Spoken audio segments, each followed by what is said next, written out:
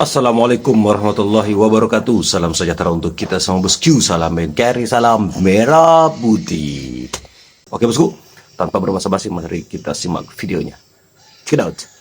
Jokowi serang balik penuntut ijazah palsu. Kalau asli, kok nggak berani tunjukin ijazah ke publik?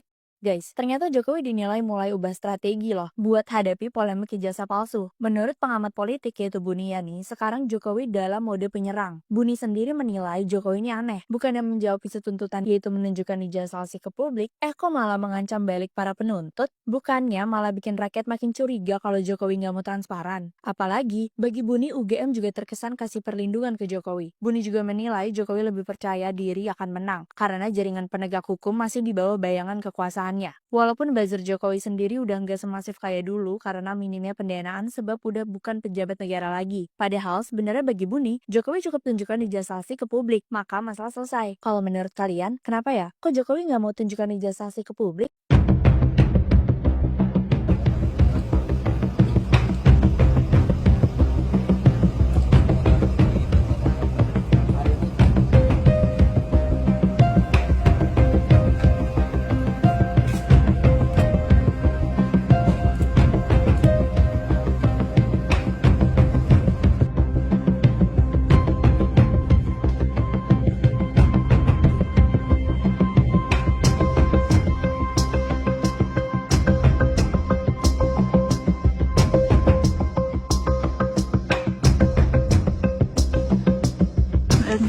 Izin, ini terkait kedatangan ini ke sini dalam rangka apa ini? Kami selaku Patun membimbing atau membawa Pokjar 2 ini yang sedang melaksanakan pendidikan di Sespin, ya, berinteraksi atau bersilaturahmi dengan Bapak Jokowi, sekalian juga meminta masukan untuk perkembangan ke depannya. Ada masukan apa? Kenapa? Ada masukan apa dari Bapak Jokowi? Ya intinya beliau mau untuk menjadi anggota Polri dan TNI yang lebih baik ke depan, bisa dicintai oleh masyarakat dan menjadi panutan untuk masyarakat. 200 hari nanti kita akan lihat akan banyak orang-orang Jokowi yang kemungkinan masuk penjara, termasuk Budi Ari ini. Tersangka dulu lah. Oh iya, kan sudah diperiksa dan segala macam. Kita akan lihat nanti. Jangan-jangan itu tadi mengadu kan? Ini kan juga memperburuk situasi di pemerintahan. Oh, ada loyalis ganda. Loyalitasnya kepada presiden yang lama. Kesempatan menurut saya pada Prabowo. Lebih baik nonaktifkan dia. Atau jangan tanggung-tanggung. Reshuffle.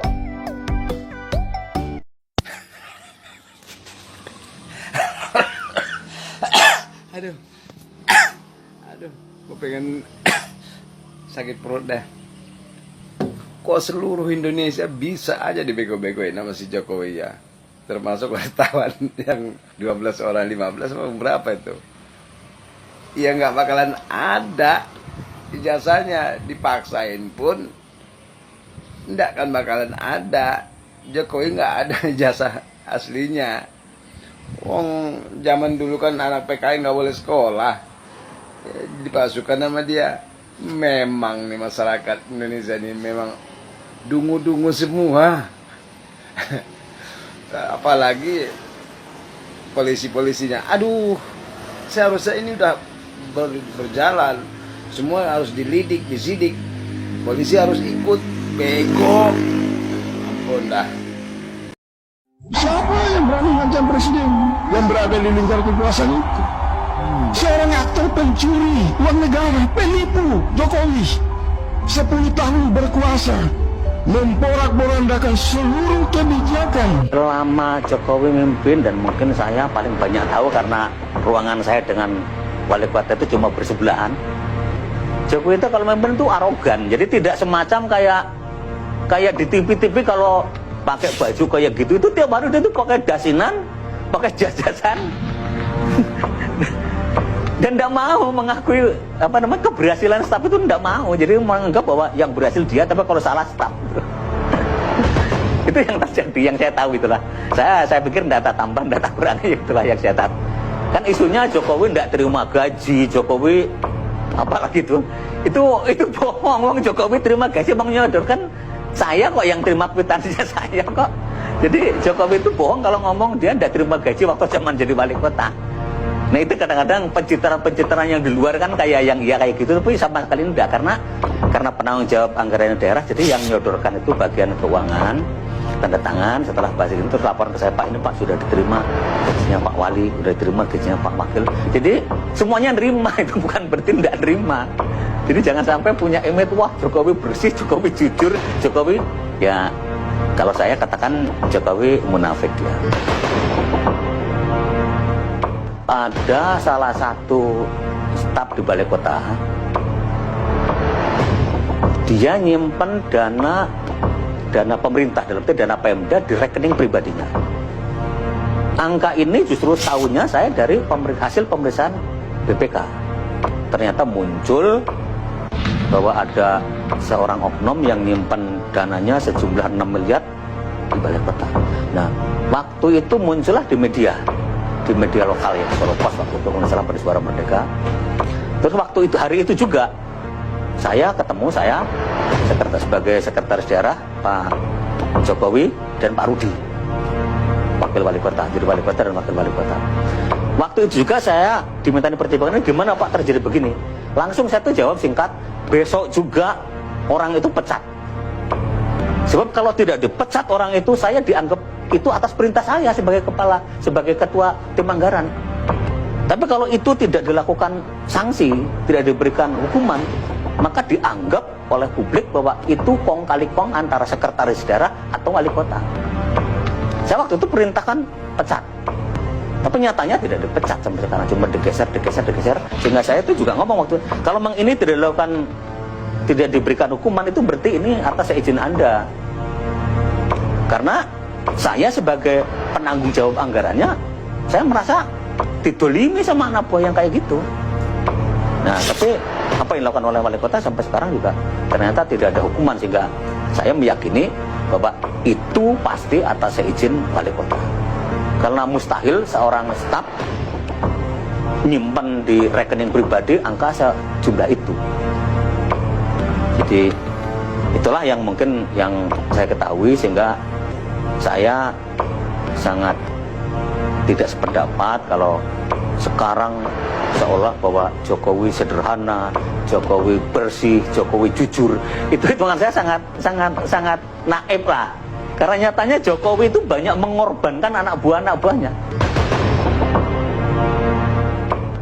Inilah laporan hasil pemeriksaan Badan Pemeriksa Keuangan atau BPK atas anggaran pendapatan dan belanja daerah Surakarta di masa Wali Kota Joko Widodo. Dalam laporan keuangan Kota Solo tahun anggaran 2005, terdapat lebih dari 12 pos anggaran yang dinilai BPK berpotensi merugikan daerah. Salah satu yang mencolok adalah pengadaan aset senilai 3 miliar rupiah. Joko Widodo disebut menerabas aturan. BPK menilai bekas wali kota Surakarta itu tak cermat dalam menjalankan dan mengawasi praktek pengelolaan keuangan daerah. Informasi dan laporan keuangan yang dibuat Joko Widodo pun dinilai keliru dan menyesatkan. Selain pengadaan aset 3 miliar rupiah ini, BPK juga mendapatkan adanya pajak reklame yang tak disetor ke kas daerah. Penggelapan belanja tidak terduga dan jatah untuk ormas. Hingga proyek belangko kependudukan yang dilaksanakan tanpa tender.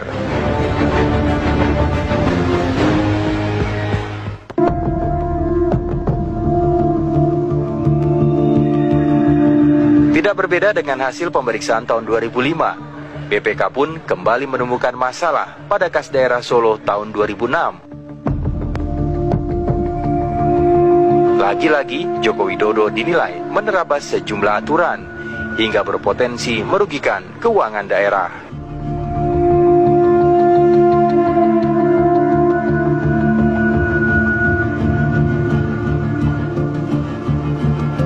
Salam kemerdekaan. Selamat sore guys. Hari ini tipu UGM ya, berada di salah satu kafe yang paling top di Surakarta ya. Yang pasti saya akan sampaikan kita sudah menemukan fakta-fakta baru, saksi dan ahli. Kita sudah berkomunikasi dengan Bang Rasmon Sianipar dan Pak Roy Suryo, juga saksi yang lain. Nah, selebihnya karena ini namanya tim, saya minta teman-teman jangan menyebut saya, tapi kami. Nah, ini rekan kami juga akan menyebutkan. Yang pertama Pak Zainal Mustafa. Ya, terima kasih. Jadi saya melihat fenomena belakangan ini yang saya sangat yakin sekali bahwa yang menjadi gugatan kita ini atau dugaan atas ijazah beliaunya Bapak Jokowi itu tidak benar, melihat dari fenomena yang saat ini di rumahnya Bapak Jokowi kedatangan tamu yang begitu banyak dari segala elemen ya, baik mungkin itu yang mempertanyakan ataupun yang membela, nah gitu ya. Dan sepertinya ada yang intervensi yang notabene tidak punya kompetensi dalam perkara ini, seperti itu. Dan ini saya melihat Pak Jokowi sangat panik sekali ini. Apakah memang beliaunya bisa membuktikan bahwa ijazahnya asli? Monggo untuk yang lainnya. Mas'ulun an ra'yatin, setiap kalian pemimpin dan setiap kalian akan dimintai pemimpin atas apa yang kalian pimpin. Termasuk saat ini, di saat masyarakat gaduh dan adanya dugaan atau hal-hal yang kurang berkenan dan masyarakat meminta untuk menunjukkan ijazah yang asli, sebaiknya seorang pimpin yang berjiwa besar itu ditunjukkan saja kalau memang ini betul-betul ada aslinya, biar meredam suasana. Dan kami memohon doa kepada masyarakat seluruh Indonesia untuk mendoakan kami, mendukung kami agar kita selalu dilindungi Allah Subhanahu wa taala dan semua lancar dan dimudahkan. Prinsipnya kita negara hukum, dan di saat masyarakat ada yang ingin memperjelas terkait dugaan-dugaan itu, sebaiknya ditunjukkan saja. Kalau memang ditunjukkan di luar itu nggak mau harus di pengadilan, ya silahkan nanti ditunjukkan di pengadilan. Jangan sudah menyatakan di pengadilan mau menunjukkan tapi tidak ditunjukkan, itu mengecewakan masyarakat. Terima lanjutkan tadi dari Pak Zainal dan Pak Taufik bahwa sebenarnya saya akan menanggapi yang berita-berita yang kemarin kita lihat. Jadi tanggal 15 itu kan ada sekelompok masyarakat ya yang berdatangan ke UGM dan menanyakan tentang berkas-berkas administrasi dari perkuliahan Pak Jokowi.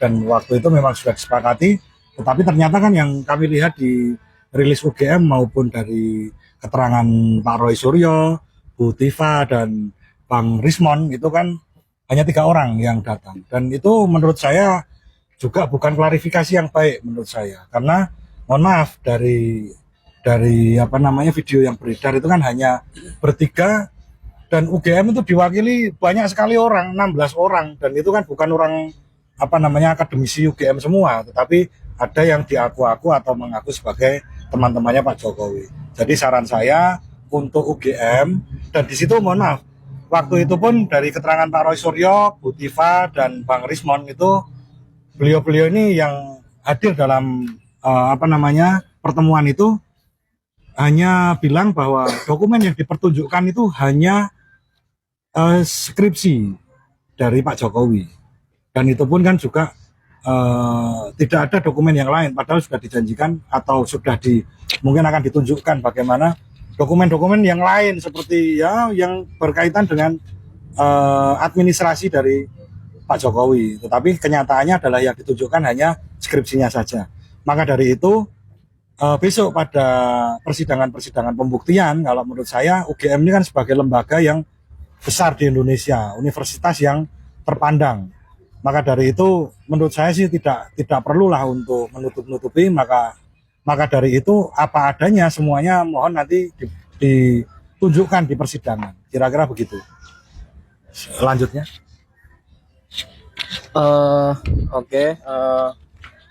Pada siang hari ini kita meeting terkait persiapan persidangan awal, kemudian juga kami mempersiapkan terkait apa-apa saja yang akan menjadi persiapan kita ke depan untuk persidangan tipu UGM ini. Ini ada kata-kata barang yang harus kita ucapkan, ya. Kalau kami semua ini hidup di Solo, tinggal di Solo, mencari makan di Solo. Kalau ada yang ingin berbuat kerusuhan, saya akan katakan begini: sak dumuk baduk, sak nyari bumi, dan lakoni tak terpati. Jadi bareng-bareng kita ngomong, saya tidak takut. Ulang ya. Kami 1, 2, 3. Kami tidak takut.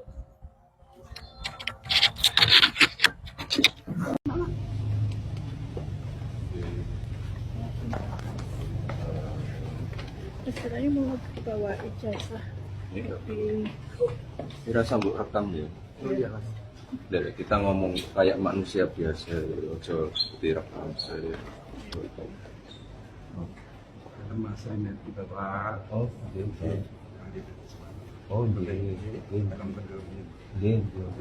bilang cepat dengan Mas Bunda.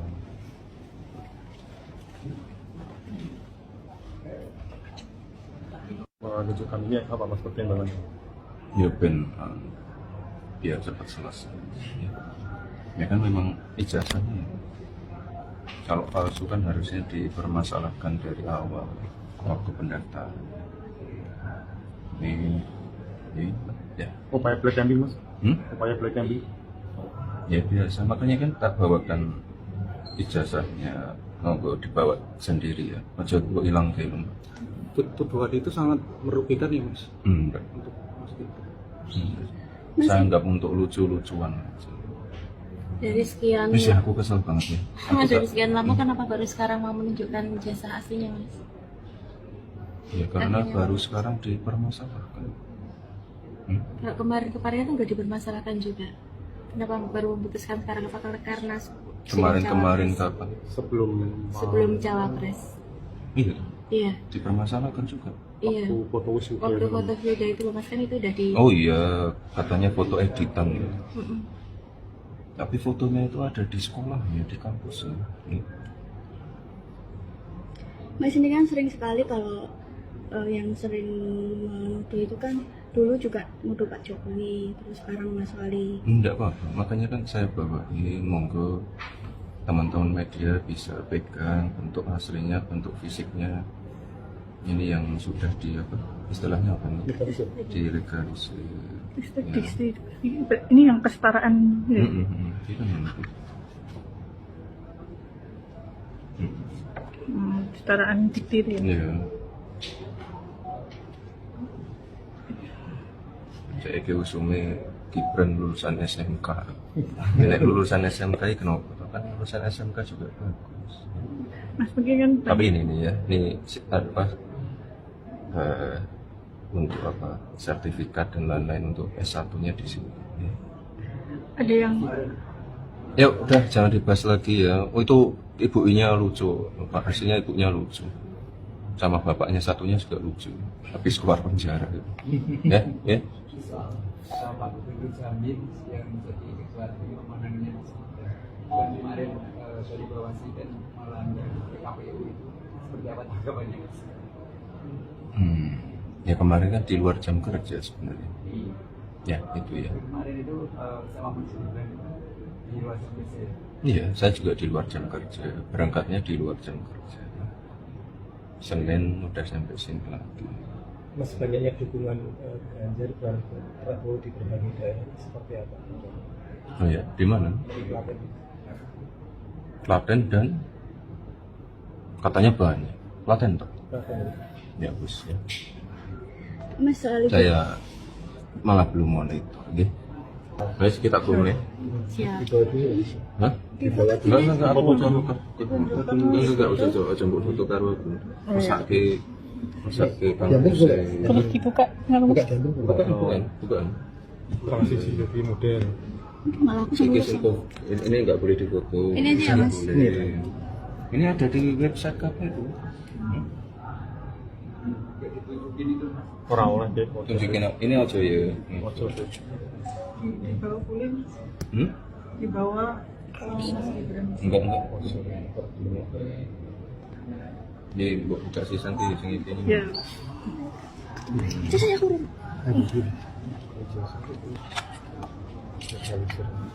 Ya.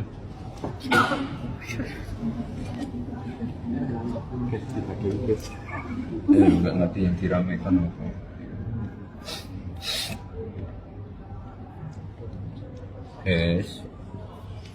Yes, cukup tes ini. Ini harapannya setelah menunjukkan ini sudah berhenti untuk yang isu-isu semacam ini. Nggak berhenti juga nggak apa-apa. Biasanya tetap ngeyel sih kalau berhenti. Waduh. Aku ya bingung sing dipermasalahkan apa ya. Ini ya. Tak kuliah nah ya susah. Ya iya. Gue males nih bahas tentang ijazah ini. Cuman udah ngelebar kemana-mana. Gue kasih analogi sederhana dan terjadi di negara kita. Ada seorang masyarakat sipil yang dituduh menyimpan sebuah narkoba di rumahnya oleh aparat penegak hukum kita. Bagaimana cara membuktikannya? Yaitu membiarkan aparat penegak hukum kita menggeledah rumahnya. Dan hasilnya tidak ditemukan barang tersebut. Sama dengan dugaan dan tuduhan ijazah palsu Jokowi. Bagaimana cara membuktikannya? Ya ditunjukkan ke media keasliannya dan fisik utuhnya. Ini bukan masalah ijazahnya dan Jokowinya, tapi ini masalah ada dugaan pemalsuan ijazah yang dilakukan oleh mantan presiden kita untuk mendaftar sebagai calon wali kota Solo, gubernur Jakarta, dan presiden Indonesia. Itu yang jadi masalahnya. Yang lucunya, ijazah masyarakat dicek ketat untuk lamar kerja, tapi ijazah presiden kita ditutup-tutupi keasliannya dengan alasan itu hak dia untuk tidak menunjukkan ke publik. Hey, ijazah Bung Hatta aja dipasang di universitas luar negeri. Agar apa? Agar membuktikan kalau bangsa ini mempunyai founding father yang memang mempunyai kapasitas lebih, yang memang terdidik untuk memerdekakan bangsa ini.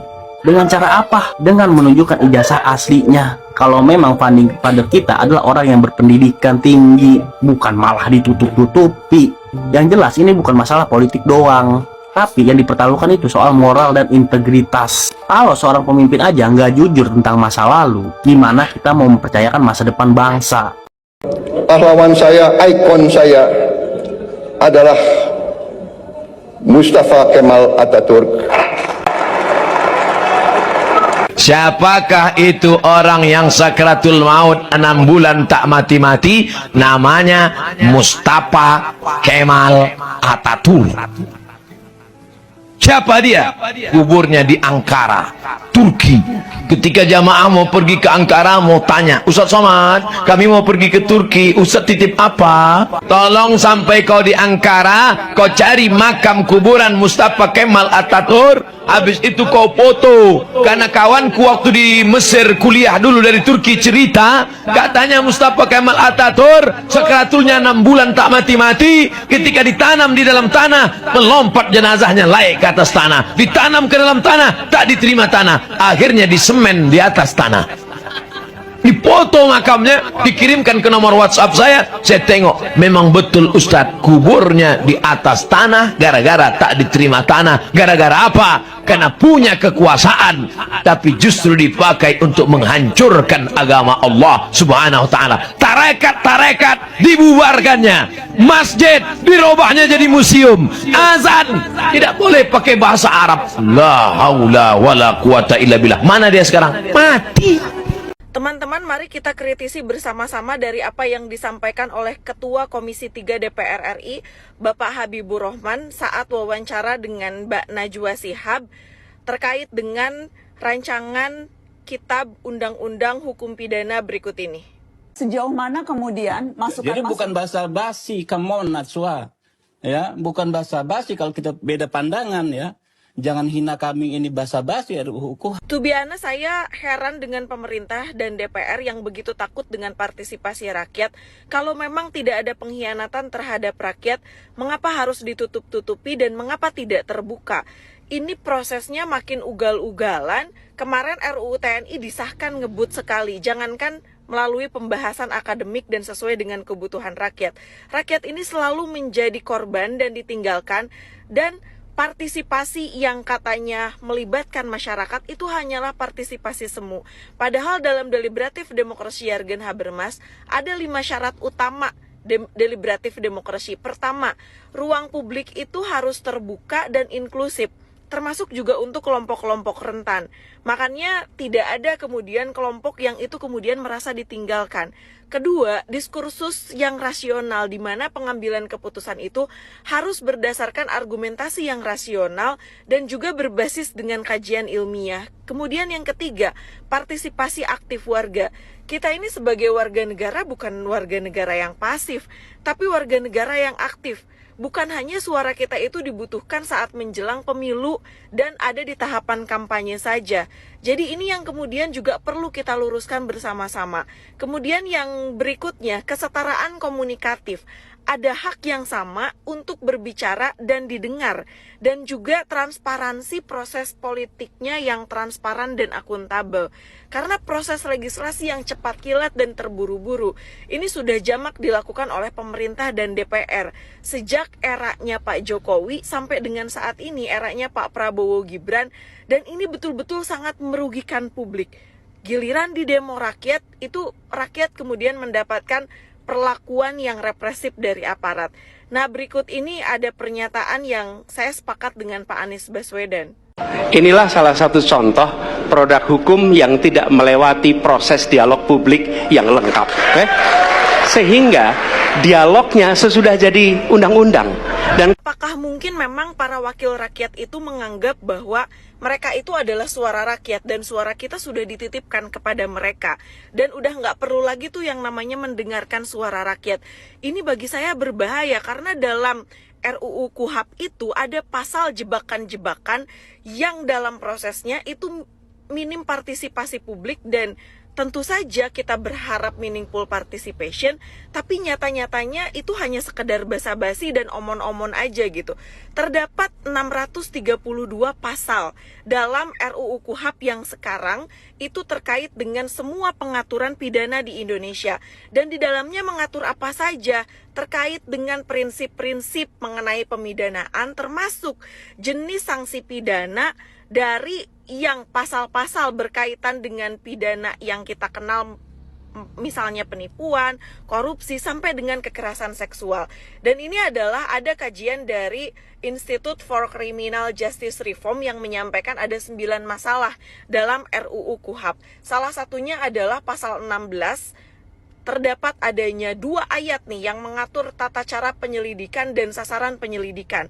Beberapa penyelidikan itu terdapat dalam pasal 16 di mana polisi bisa menyamar, membeli barang ilegal, bahkan kirim barang ke rumah tanpa izin pengadilan.